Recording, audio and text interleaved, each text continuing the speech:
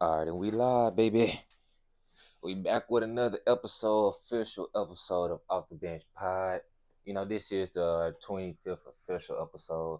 If you're new tuning in, y'all go ahead and leave a like, comment, subscribe. Please hit that subscribe button, man. We on the road to 300 subs right now. Really on the road to 1K. I need y'all help to go ahead, get me there. So y'all go ahead hit that subscribe button if you're new tuning in. And if you're not new tuning in, y'all gonna hit that post notification bell so y'all know whenever we upload, you'll be the first one. So you can hit that like button and all that so we can get into the algorithm. Also follow me on Instagram at We Off the Bench.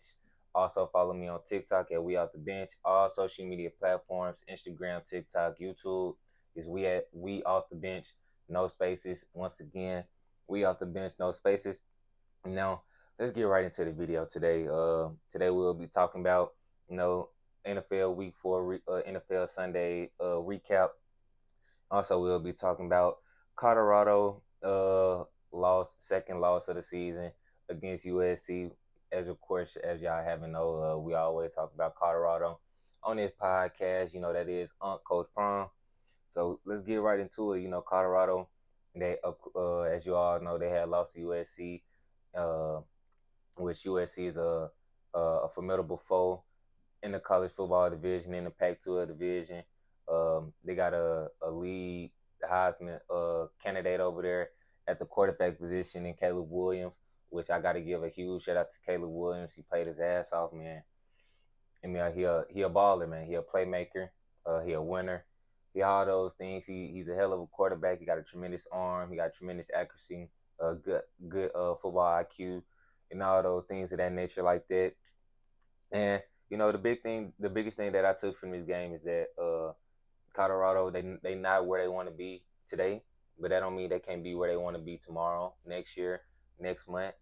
And that's the bright thing about this whole situation with Coach Prime, because Coach Prime knew coming into this situation that he knew he was a couple players away from being where he ultimately wanted to be, and that's a national championship game.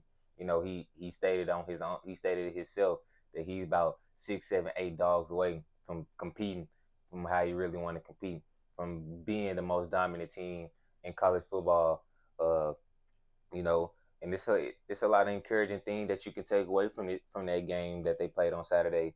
They were down by 20 at halftime, and they had the heart and grit, the grind, and determination to stay in this game and try to come back and win. And that's the biggest thing that you want to see. If you coach Prime, last week we got hit in the mouth, weren't able to get up off the canvas. We're gonna take that lick and do whatever we can to make this game a little bit better. And that's the biggest thing that I took. They trailed about 20 at half, in which they could have laid down at halftime and said, you know what, man, this team, this a better team than us. We just ain't got it today. They didn't did that. They put their hard caps on. Even though they still is minus Travis, they put their hard caps on. They put their steel toe boots on. They tightened up them steel toe boots and went straight to work. Shedeur Sanders, he had a smooth game. Shedeur gonna do what he should. Shedeur gonna do what Shedeur gonna do.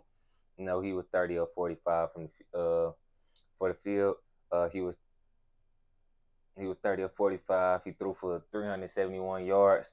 He also had 4 touchdowns. Amarion Miller, which is a freshman receiver that a lot of people don't know him because they've been watching Colorado these first 4 weeks. He haven't been really getting that much playing time, but it seemed like today, we needed some offense. It was a lack of offense going on, so they put Amarion in. He made the best out of his opportunity. 7 receptions, 196 yards with a TD. That's all you can ask for when you ask for a freshman of his caliber to come in, and you trying to replace somebody like Travis. Trying to create some offense on the offense side of the ball. We need some playmakers, and he came out here and he did just that. Uh, and that's what you're looking for. In games like this, you really see what your team made of. You see what type of team that you got. Do I got a team full of soft people, or we got some hard nosed people that came out here who want to win?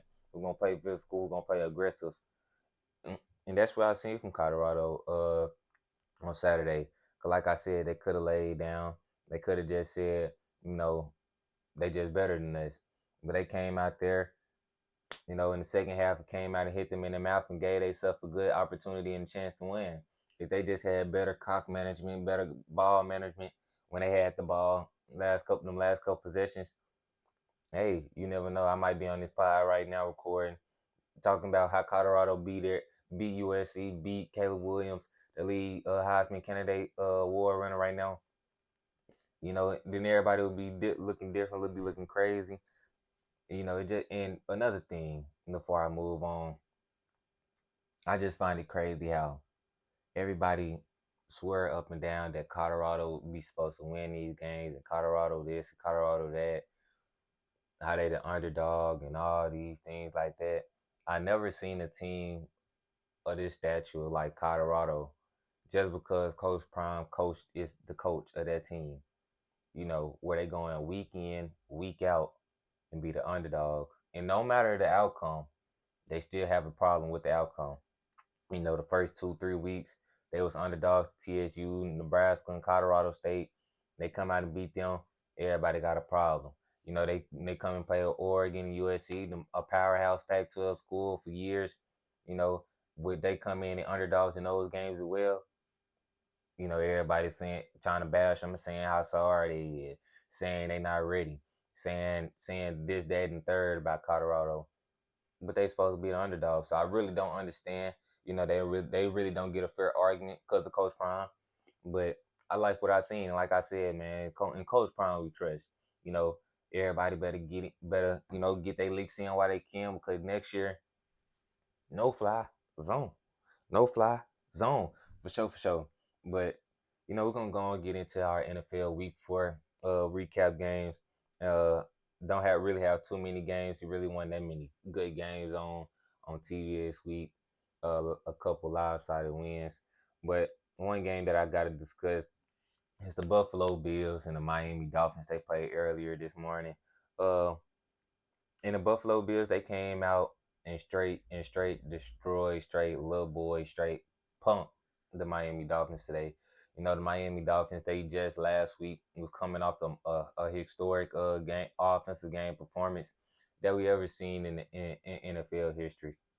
Scoring 70 points in an NFL game was unheard of. The Miami Dolphins, they came out and did that and followed up with a performance today. And of course, we knew they weren't gonna get 70 again, but they had 20 points today.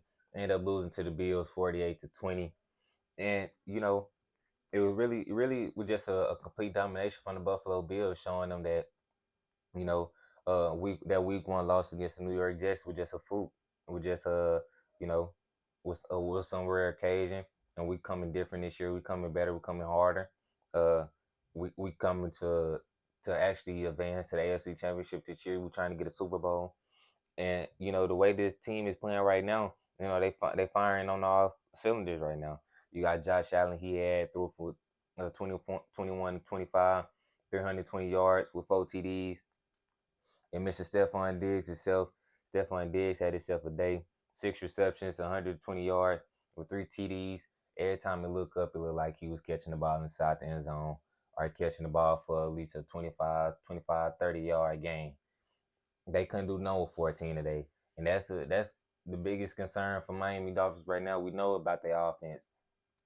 But whenever their offense is not being historically great, as they've been these last several weeks, the first 3 weeks, as they wasn't today when they go up against another, electrifying defense, a defense of the caliber to be able to stop a high power offense of the nature like the Miami Dolphins.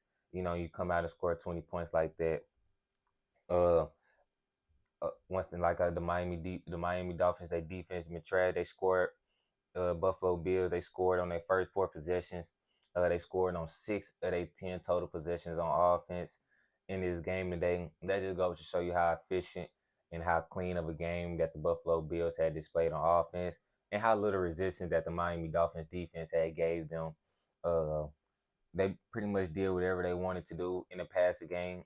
They're really not a running team like that, but they still did have like 120, 130 rushing yards on the day for today.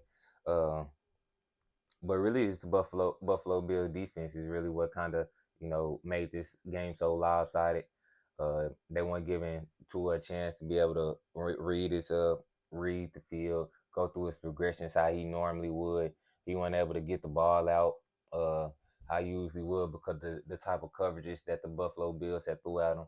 And the defensive coordinator, he deserved a lot of respect, a lot of credit for the game plan that he had against Tyreek Hill and Jalen Waddle, and he's in the Miami Dolphins offense. Basically, he played like a two safety high coverage, disguising it. Sometimes he'll keep them high, but sometimes they'll come down and help on the run. They'll play man coverage. He'll have them in cover four palms. Uh, or they'll have them in cover two man, help over the top, deep help. They were throwing all different type of coverages um, towards their way to keep the Miami kind of off balance and keeping them off track and what they were trying to do. The Buffalo Bills, their defense, like I said, the Buffalo Bills defense has been their bread and butter so much, even though their offense is still elite. I just want to give a lot of credit to the Buffalo Bills defense right now. They second in the NFL in opponent scoring, only allowing 12 points a game. They lead the NFL in takeaways. Uh, they lead the NFL in interceptions with eight a game. Well, not eight a game, with eight total interceptions on the year. And they lead the NFL in sacks with 16 sacks on the season. That just goes to show you how dominant that this Buffalo Bills defense has been, even though that Tre'Davious White, he did go out with an injury, which could be detrimental to what they trying to do on defense. Well, because Poyer didn't even play in this game today. DeMar Hamlin, he played in his first game back since the concussion injury. But the Buffalo Bills defense, the Buffalo Bills team as a whole is legit. From top to bottom, from offense to defense, they really been holding up, doing their thing. And you really got to give them credit for coming out and putting up a dominating win like this against a division rival, uh, a conference threat in the Miami Dolphins, who a lot of people had winning that division, the AFC South division. Uh, a lot of people on the media standpoint saying that the Miami Dolphins might be the best team in the AFC, and for the Buffalo Bills to come out here and to show them that it's levels to this, to put up a 48 spot, on them there a 50 spot on their head, and to come out and shut down the offense like they did. But yes, they Miami Dolphins did score 20, but it's more so when you watch the game and you see how they got the 20 and the possessions they had, because how quickly the Buffalo was scoring. Buffalo was moving the ball up and down the field with so much ease, and so they was really giving their defense a lot of time on the field than what you will usually see. But that defense held up 20 points. Uh, but yeah, that's that on that game. Uh, Next up, I want to give a huge, huge, huge shout out to Puka Nacua, rookie wide receiver for the Los Angeles Rams. Man, bro, that man is a stud right there. He gonna be a problem in these years to come.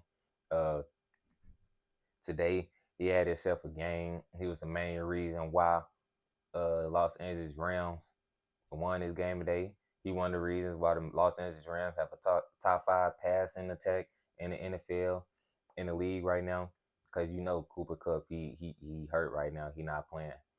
And, you got pulling the cool. He holding down a rookie receiver. You got Tutu Atwell holding down another rookie receiver, and Puka Nacua, he came in today, um, one of the best performances that he had so far as a rookie. In week 4, he had 10 targets, 9 receptions, 163 yards with one touchdown. He would average about 18 yards a reception.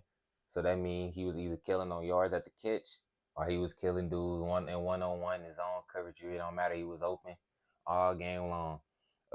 Pull Nacua. He also leads the NFL in receptions. He's second in NFL in yards behind Justin Jefferson, which everybody in the NFL got Justin Jefferson as wide receiver one in this league. So for him to be second yards and first in receptions, that goes to show you what type of season that he having as a rookie. Uh, in week 1, he had 10 catches for 119 yards. Week 2, 15 catches, 147 Week 3, he had 5 catches, 72, and today he had 9 receptions, 163 yards with a TD. He had half his team receiving yards with 163. His team only threw for 305. So that just goes to show you what type of how pivotal he is to this Los Angeles Ram offense and to this passing attack, how dynamic he is, and just how scary that this Los Angeles Ram offense can be once Cooper Kupp come back fully healthy. Because they also, he had a triple crown season last time we seen him on the field. Last time we seen him on the field, they was in the Super Bowl. Uh, so you pair Cooper Kupp with somebody like Puka Nacua, who I feel like is like a Cooper Kupp 2.0 in a sense. He a good route runner, not that fast. Uh, got good hands, and he got a good IQ on the field. How to get open. He know how to use his body well. Uh, you know how to read the defense as well, and that's the main reason why he having a historic rookie season at the wide receiver position right now. Had to give him his flowers, and because he's been that number one threat. He's been that number one option for the Los Angeles Rams, and the Los Angeles Rams they 3-1 in these first 4 weeks, and he played a big role in that. Like I said, once Cooper Rush come back, you got Cooper Rush on one side, you got pulling the cool on another. You got Tutu Adwell on the other side with that rushing attack that you got. You know, Los Angeles Rams, they got a squad over there. They got something that they can build on, something they can look out for once Cooper Rush come back. And they can possibly make noise in the NFC division, man. And that's and that's huge, because a lot of people coming into this season, they didn't know what the Rams was gonna be, what they was gonna look like.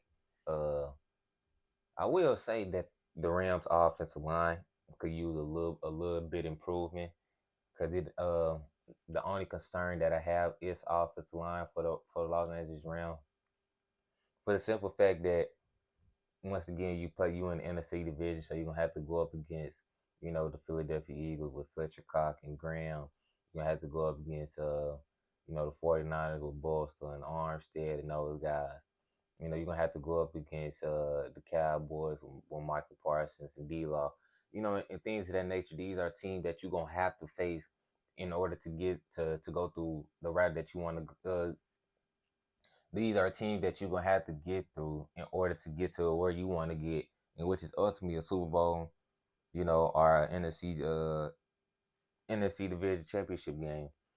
So you got to get the O line fixes. Sometimes it seems like Matthew Stafford, he be having to rush his progressions and not really read the field, scan the field how he really want to.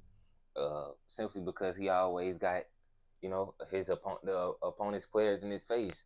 Looking to track him down, hunt him down, and that's my only room for concern for the Los Angeles Rams. Like I said, Puka Nacua, that's a name that nobody wants to forget. That's I feel like he a top 10 receiver so far in the NFL. His numbers bag it up. He bag it up, and he only a rookie, so he still got a lot more ways to go. Got a lot more improving to do. Got a lot more understanding of the game, of the field, to go.